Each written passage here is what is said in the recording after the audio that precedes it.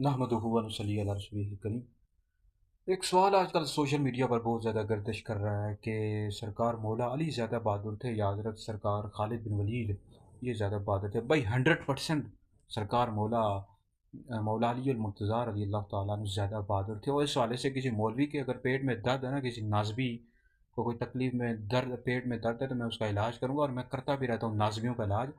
मौला अली का बहादुरी में पहला नंबर है, जंग के मैदान में मौला अली का बहादुरी में पहला नंबर है। और ये अहले सुन्नत का इसमें इजमा है कि मौला अली साहबा में सबसे ज़्यादा बहादुर थे जंग के मैदान में।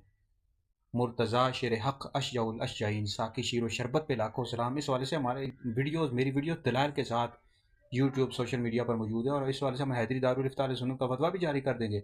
सरकार खालिद बिन वलीद रज़ी अल्लाह ताला अन्हु भी बहुत ज़्यादा बहादुर थे। और इस वाले से नबी करीम अलैहिस्सलाम ने उनको सैफुल्लाह का लक़ब अता किया, यानी अल्लाह की तलवार।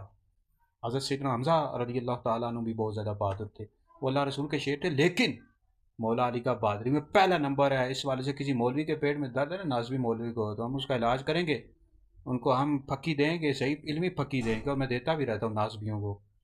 तो लेकिन अहले सुन्नत का ये अक़ीदा है कि अंबिया के बाद सबसे अफजल हज़रत अबू बकर सिद्दीक़ का पहला नंबर है, दूसरा उमर का, तीसरा उस्मान का, मौला अली का अफजलियत में चौथा नंबर है, मरतबे में चौथा नंबर है, लेकिन बहादुरी में पहला नंबर है। इस हवाले से हम वीडियो फतवा भी जारी कर देंगे और इंशाअल्लाह इस मौजू पर मैं एक किताब भी जारी करूँगा।